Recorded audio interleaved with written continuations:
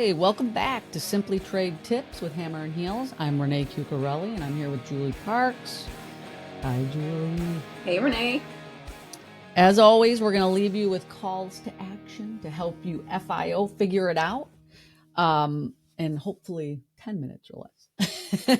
So, Julie, what should we cover today?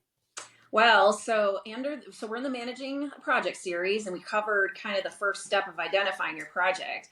I think the next step is to maybe talk about the elements of the business case. What do you think? Sounds good. All right. So let's take it from the top. We think that there's essentially roughly four key elements that your leader or project approval team might need from you, right? So we think the first one is kind of that executive summary. Now, it's weird to put this first, but it's important because that's how you're going to summarize. You almost need to go through all the other steps we're going to mention before you put together your executive summary. But we kind of call that bottom line up front, bluff, or and in addition to that executive summary, we'll talk a little bit about what risks you might have in the project. So don't just cover what you're going to do in your project, cover the risks that you see in the project. So if there's holidays and things like that, we think that that's important. Renee, any other thoughts on how to kind of create that executive summary? I think it's as we said, it's weird to put it up front, but it's an overview of the project. How are you going to capture the people you need to provide the bottom line up front, the bluff to? How are you going to get their interest in the project? So you're going to summarize what the project is about. To Julie's point, what are the risks? Maybe you have regulatory changes like we do in today's market. How are you going to mitigate the risks? What's the goal of the project? What's the objective? And then your risk mitigation, I think, will be the final, how you're going to close these risk gaps. Exactly. And I think too, maybe kind of jumping into the next kind of 3 points, or the last three, these will feed your executive summary. So writing your executive summary first probably isn't the best thing, but it's the first thing that your stakeholders are going to need to see, especially those budget approvers. So as Renee mentions, I think the second key element is getting the problem statement solid. You have to know what problem you're trying to solve, and then on the other hand, the proposed solution. And we know that in episode 1, we did cover off on kind of the aspect of kind of knowing the marketplace and knowing what your solutions are.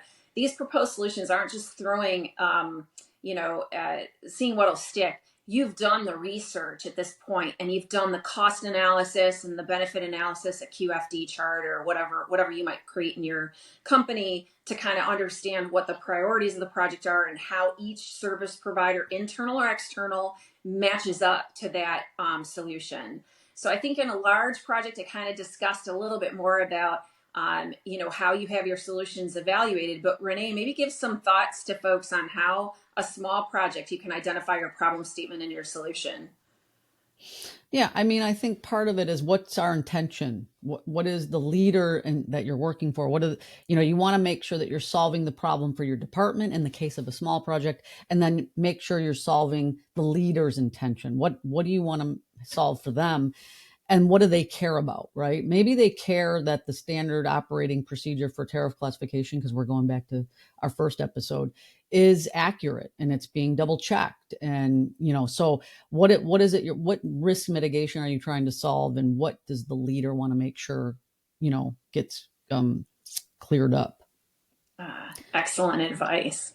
All right, so we think step 3 is getting into the details, y'all, of the cost and the key benefits, right? How much is it going to cost, and how will this benefit you, your company? And this is, by the way, where episode 1's stakeholder reviews kind of come into play, because you can put those forward as benefits for other departments.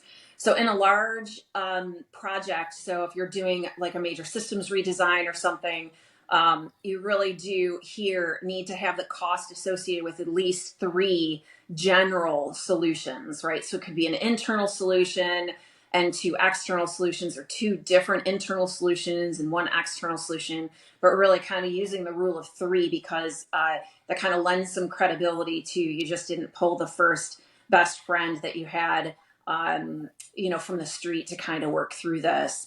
And we think too that while the overall project has the same benefits, but we often see that folks don't do an excellent job at the benefits. Okay, so give me just a quick moment to step on my soapbox and share that calculating the benefits, like if you talk about our compliance program, you should be calculating the cost of your internal team to resolve and respond to a CF28, the cost of your team to resolve and respond to any type of internal investigations or reviews that you're doing or projects that you're digging deep on what's going on. So please make sure that you're not just looking at the hard benefits and the hard savings, because your time and your department's time is very valuable.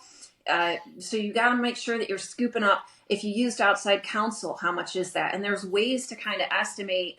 Okay, so let's say that you had 5 CF28s last year. You anticipate only having 2. There's a benefit of those 3. You don't need to answer those CF28s, for example, in the U.S. market. Renee, any thoughts on how to do a small project with the cost and the benefits? I think one thing that we need to talk about is avoiding violations. That's a benefit for us. I mean, you've pretty well covered a lot of the cost, your internal stakeholders, your outside counsel, your human capital.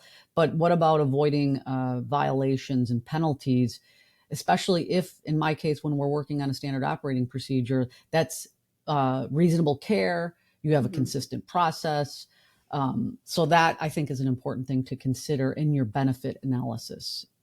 Yes, very important. And by the way, there's a way to monetize anything. Hang out in your finance department and they will tell you the time, the hour of your time spent, the hour of external counsel time on average. There's a way to work this in averages, but here, like we said in one of our previous episodes, do not let the perfect undermine the good. You're doing your best effort to determine what your avoidance costs are or your hard cost savings, whatever those are. But I do caution, like Renee does, to make sure that your avoidance of something is worth something to the company in monetary terms. And it's kind of interesting how you get at that. But like I suggest, hang out with your finance team. All right. So our last step here is to kind of create this high level project plan. So this generally entails a project schedule and resources. So on a large project, you might want to think about the resources that you need. Most may be outside of your department.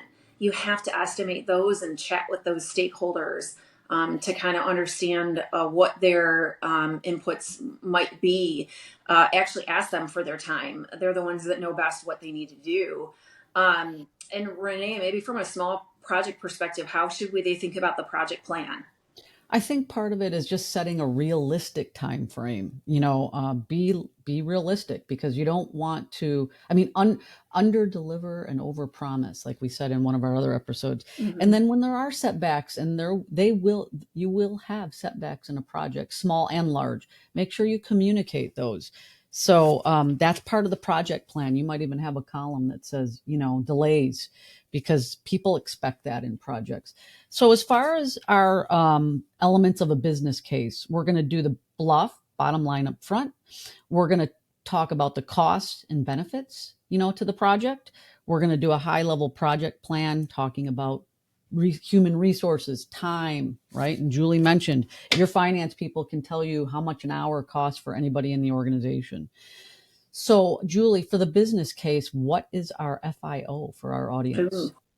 So for folks to figure it out, you used in episode 1 an opportunity to identify a particular project that you're going to work on.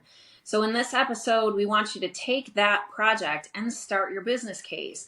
Follow the steps and create kind of like a scribbled, we call it back of the envelope, kind of discussion before you turn it into a PowerPoint or a proposal. Again, some companies use PowerPoint, some companies use Microsoft Word. Just make sure that you're putting it in whatever speak your company prefers to approve projects on. And by the way, this business case can evolve. So the idea of kind of pitching it to some of your colleagues and friends to kind of get some of their points on, oh gosh, do you know the benefit that I would get from that is X? And you can then go ahead and add that back in.